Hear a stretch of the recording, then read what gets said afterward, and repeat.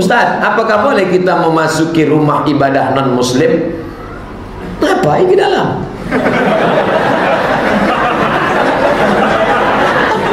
Ngapain ke dalam? Itu HKBP, Kuliah Kristen Batak Protestan. Misalnya dosen ngasih tugas, tolong kau periksa itu patung Yesus Kristus. Oke, ada tugas, tapi masuk ke dalam itu. Nabi melarang memasuki tempat-tempat ibadah, tempat peninggalan kaum-kaum terdahulu. Kenapa? Karena di situ bekas-bekas setan-setan. Kecuali ada alasan khusus, Pak polisi ditugaskan atasan untuk memberi keamanan, takut nanti umat Islam difitnah, sesama mereka meletupkan, meledakkan. Islam teroris. Nah, ini oke, ada catatan.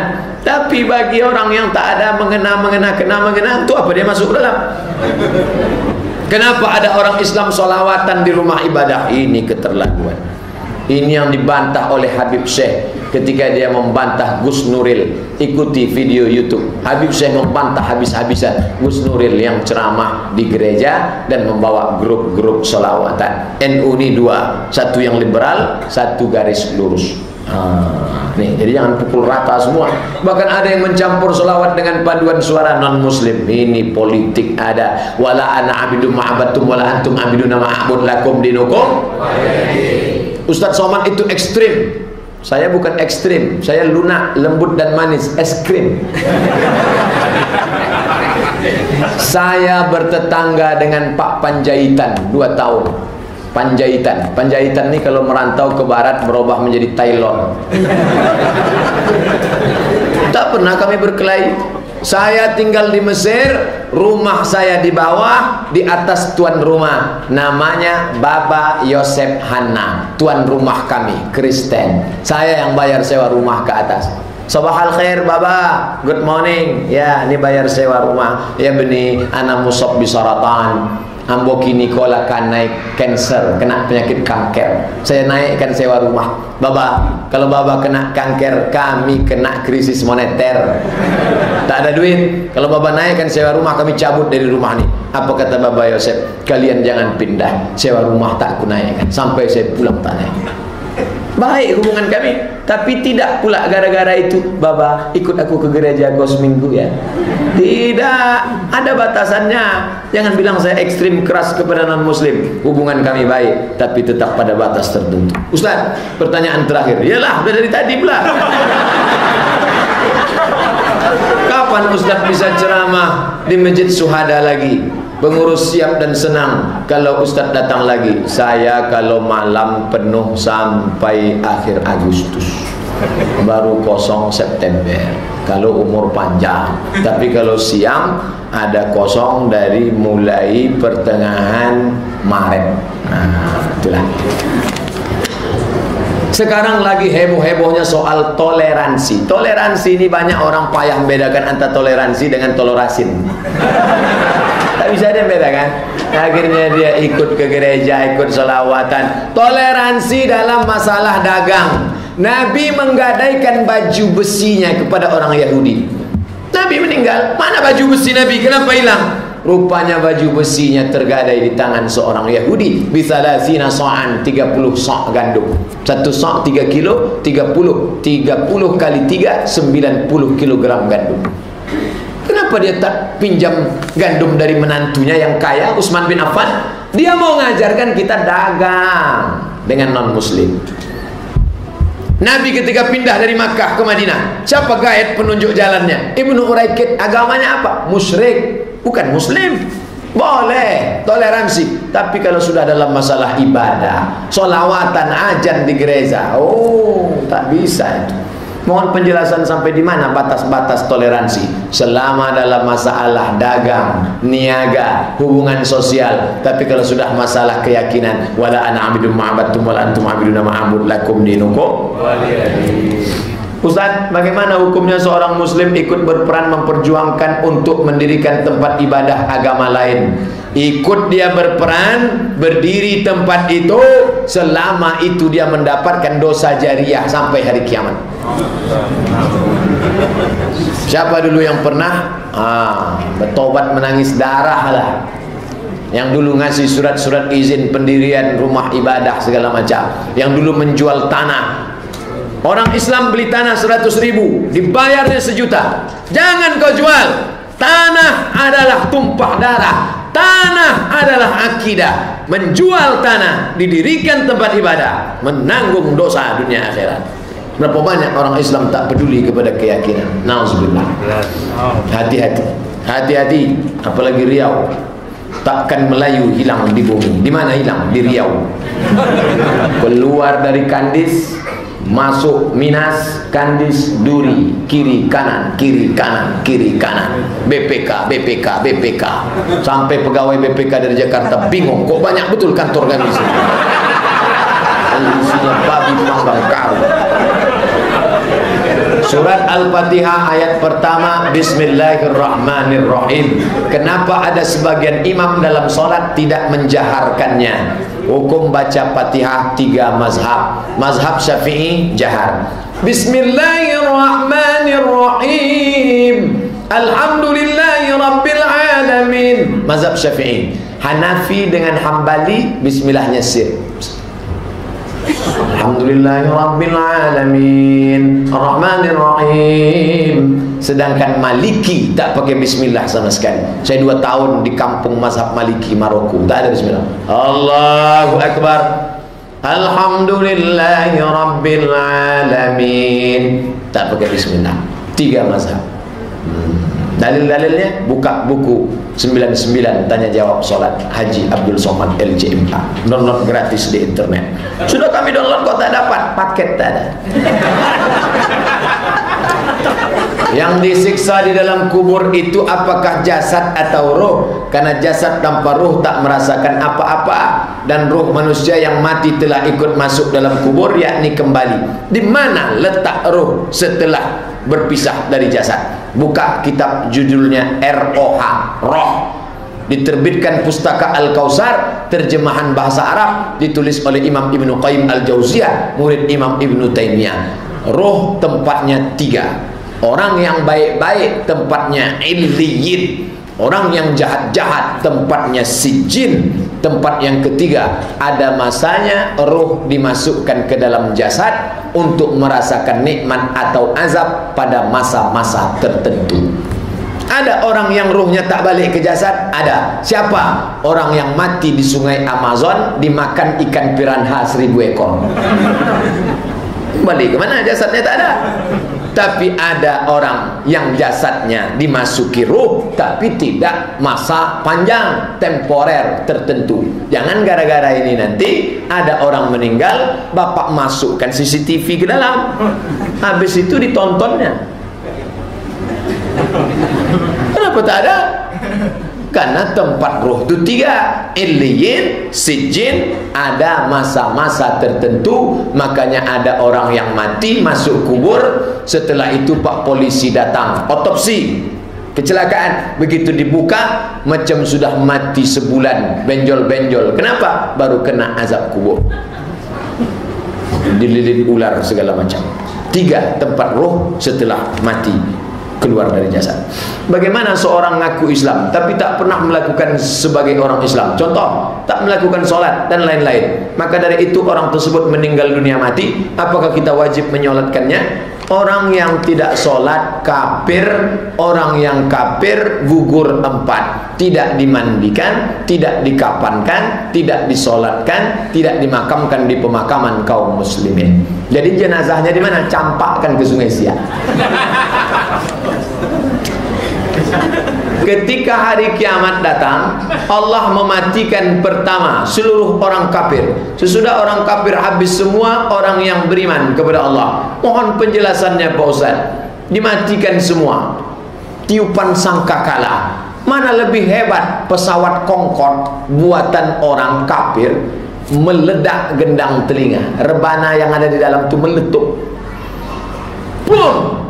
Kaca jendela pecah. Itu baru teriakan Concorde. Bagaimana teriakan malaikat? Uli ajnihatin, bersayap, masna 2, wasulasa 3, waruba 4. Kalau diletakkannya sayapnya di timur, yang kanan ke barat, tenggelam dunia. Untungnya malaikat itu dari nur cahaya. Cahaya tidak mengambil tempat. Andai malaikat itu dari beton, sudah penuh dunia ini, hanya dengan 1 malaikat.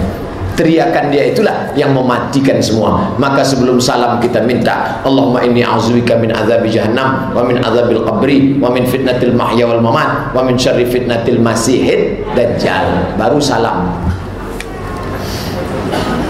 Pertanyaan tentang pilkada. Pilkada sama pilkab ini mirip-mirip nih. Tak lama lagi Kota Pekanbaru akan mengadakan pemilihan wali kota 15 Februari. Yang kita tanyakan, seandainya kita tidak melihat, jelas nih ya, tidak melih atau menyoblos yang kita hendaki, maka dari itu bapak atau fatwa mengatakan haram hukumnya. Apakah kaitannya Islam dengan memilih mencoblos?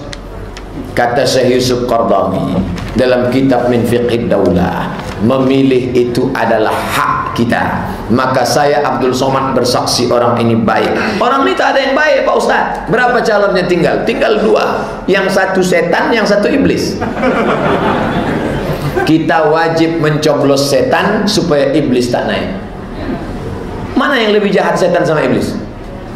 Jahat iblis. Setan itu komunitas yang jahat-jahat namanya setan. Nama komunitasnya jin. Yang jahat-jahat namanya setan. Yang baik-baik namanya jin Islam. Setan ini induknya iblis, GM-nya, General Manager. Kalau ini anak buahnya. Maka kita wajib memilih. Andai kita tak milih, pas penghitungan suara naik iblis, kita ikut berdosa. Inna sam'a, gunakan telinga, dengar baik-baik, cari informasi. Wal basar, baca, amati. Wal fuad, renungkan. Dengar, baca, renung, istikharah. Pilih, tawakal Allah. Ustaz milih yang mana? Saya tak milih, karena KTP saya bukan Pekanbaru. KTP Kampar. Ustaz, saya punya anak angkat perempuan, sekarang sudah besar. Yang saya mau tanya, apakah rambutnya aurat bagi ayah angkatnya? Bagi yang mau mengangkat anak, saya misal tak punya anak, maka saya angkat anak laki-laki dari keponakan istri saya, supaya nanti ketika anak itu lajang, dia mahram dengan istri saya. Kalau saya mau angkat perempuan, keponakan saya, anak adik saya, nanti ketika dia gadis, dia mahram dengan saya yang mau ngangkat anak. Yang sudah terlanjur, suruh dia tutup aurat. Jangan balik dari sini ngamuk-ngamuk, kau bukan anakku, jangan. Tutup aurat, jangan berdua-dua dengan dia. Adapun kata macam, sudah macam anak saya, sudah macam adik saya. Berapa banyak berawal dari macam, berakhir dengan macam-macam. Aurat, rambutnya aurat, kakinya aurat. Yang tak aurat mana? Wajah dengan tapak tangan, zahiruha wa batinuha. Itu saja yang tak aurat. Pada zaman baginda Rasul, sahabat minta didoakan oleh Nabi yang mulia. Sekarang Rasulullah sudah tidak ada lagi. Pewaris Nabi adalah ulama, dan Ustadz adalah salah satu ulama. Maka dari itu Ustadz saya minta doakan 2 hal. 1, doakan saya agar istiqomah di jalan Allah, karena Nabi. Nanti kita sama-sama berdoa. Saya berdoa, Bapak Ibu mengaminkan. Tak tahu entah dari mulut yang mana doa itu diterima Allah Subhanahu wa ta'ala. Doakan saya agar Allah mudahkan rezeki saya. Pertama minta istiqomah, kedua rezeki. Nanti kita doa insyaAllah. Semoga dengan doa Pak Ustaz dan diaminkan oleh jamaah, kita doa bersama insyaAllah. Tapi sebelum doa itu banyak lagi nih. Fenomena wanita karir. Apakah tergolong suami dayus membiarkan istrinya bekerja mencari nafkah walaupun berhijab, berada satu lingkungan kerja, terkadang membiarkan istrinya keluar kota tanpa mahram? Istri saya dulu kerja di rumah sakit bidan, rumah sakit ibu dan anak Zainab. Ingat ibu, ingat anak, ingat Zainab. Kamu kalau mau nikah sama saya berhenti kerja. Kalau kau mau berhenti jaga anak, kupinang kau dengan bismillah. Tapi kalau tak mau, bunga bukan setangkai, kumbang bukan saya. Nah, jadi MOU dari awal harus jelas. Yang muda-muda yang belum menikah ataupun yang mau menikah sekali lagi, mana tahu istrinya meninggal, ibu udah mau marah aja. Itu MOU dari awal. Jangan sampai status tak jelas. Mau dibawa kemana hubungan kita? Dah. Nah, setelah itu kalau dia mau bekerja, kata Syekh Atiyah Sokor, boleh dengan catatan, syarat dan ketentuan berlaku. 1. Menutup aurat. 2. Tidak soleh jahiliyah. 3. Tidak berdua-duaan berkhalwat. Adapun musafir, kalau dia aman dari fitnah, di situ banyak perempuan yang amanah, tapi berapa banyak perjalanan dinas menjadi affair. Lebih banyak istri dengan suami orang daripada dengan suami sendiri. Berangkat dari rumah jam 6, sampai di tempat kerja, makan siang sama dia, curhat sama dia, pulang sore, sampai ke rumah tak ngobrol sama suami, WA juga dengan dia lagi. Gimana Adinda kerja tadi? Nantilah bang, aku sedang sibuk nih. Akhirnya rusak hubungan. Oleh sebab itu, maka hubungan mesti dijaga baik. Apa hukum suami menikmati penghasilan istri, apalagi dengan alasan kewajiban patuhnya istri kepada suami? Wajib bagi suami memberikan 5. Ingat, hak ibu 5 pada suami, kewajiban suami 5 pada istri. Makan, pakai, tempat tinggal, pendidikan, perhatian. Makan, pakai, tempat tinggal, pendidikan, perhatian. Seks masuk dalam perhatian. Kalau ini tak dia berikan, maka dia punya hutang kepada ibu. Hati-hati jadi laki-laki. Ini terbalik, dia pula makan gaji istrinya. Bila seistri bekerja, siapakah yang paling berhak dinafkahinya? Suaminya. Mana ada suami nafkahi istri? Anaknya. Anak tak wajib dinafkahi istri. Ibu bapaknya. Ibu bapak dinafkahi oleh anak laki-laki, tapi kalau tak ada anak perempuan menolong mak ayahnya boleh. Ibu perempuan bekerja dapat gaji, siapa yang wajib dinafkahinya? Kalau tak ada abang adiknya, orang tuanya susah, itu yang dia beri. Adapun suaminya, maka tidak wajib. Tapi karena dia kasihan, bang, aku kasihan nengok engkau susah betul, ni aku kasih pinjam, tapi bayar. Tapi kalau kau macam-macam, awas. Suami dan istri yang sama-sama bekerja, penghasilan istri lebih 75% menutupi kehidupan rumah tangga, tapi 25% penghasilan suami tetap disisihkan untuk orang tuanya. Bagaimana Islam menanggapi ini? Ini suaminya kacau sekali nih. Kok bisa ibu dapat orang macam ini?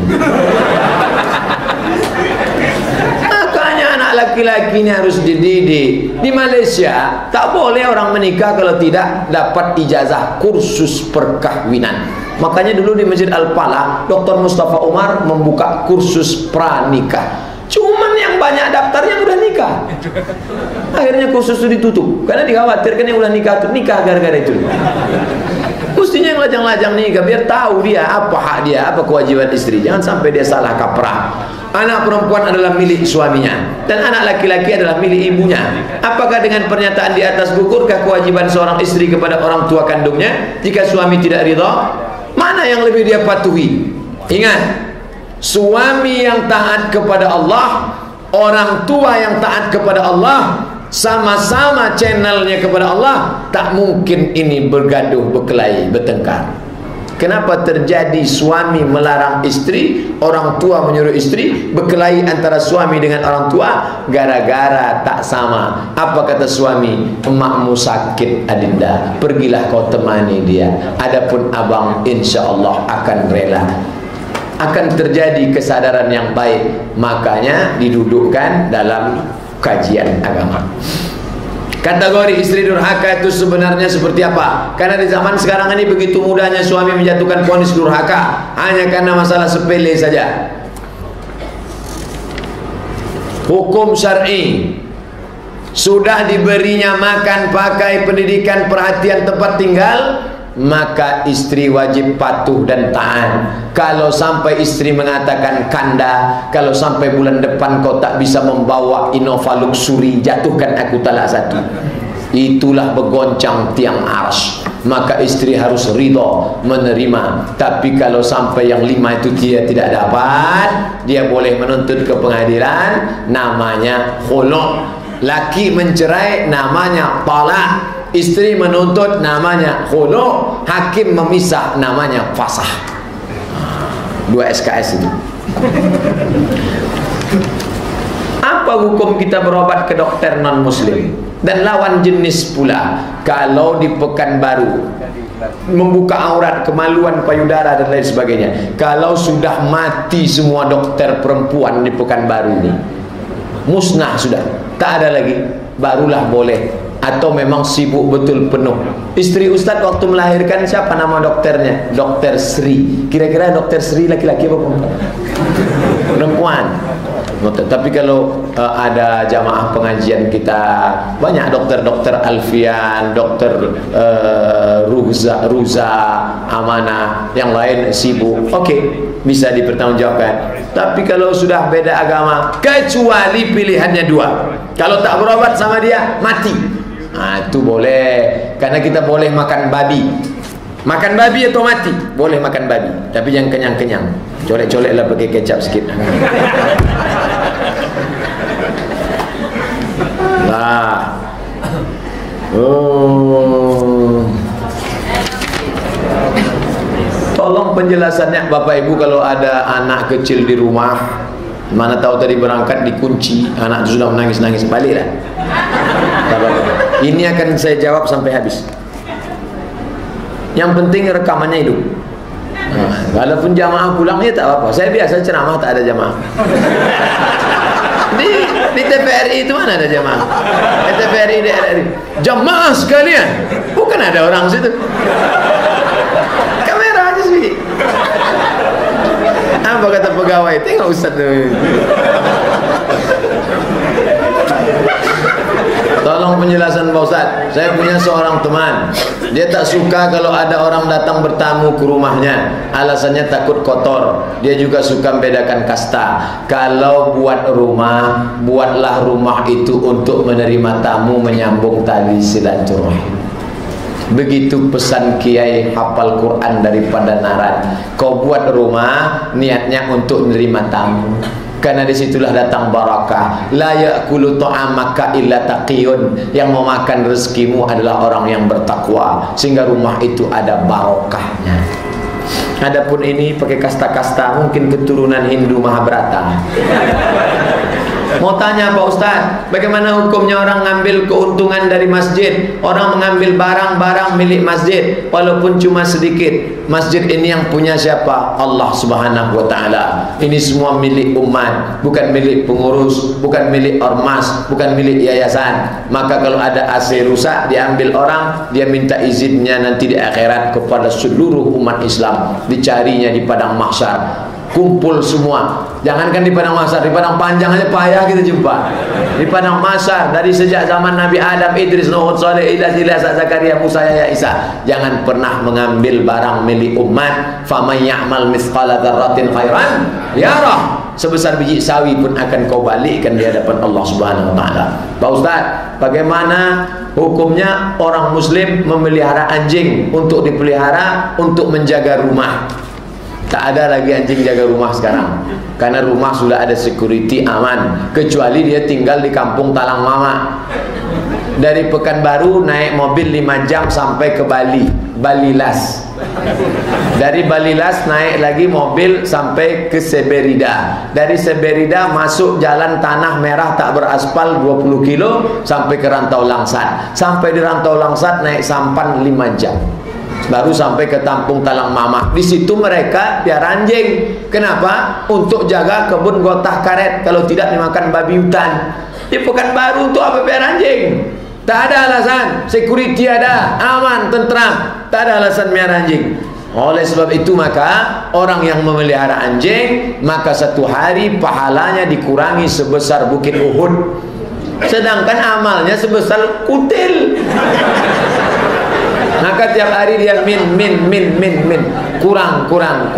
Yang kedua, innal malaikata, malaikat Jibril lama tak turun bawa wahyu. Jibril, kenapa engkau tak turun? Inna la nadkhulu baitan fihi kalbun. Kami tak masuk ke rumah kalau di rumah itu ada anjing. Kalau ada anjing, malaikat rahmat tak masuk. Malaikat tak masuk ke dalam rumah yang ada anjing. Tapi malaikat yang tak masuk itu malaikat rahmat. Malaikat maut masuk.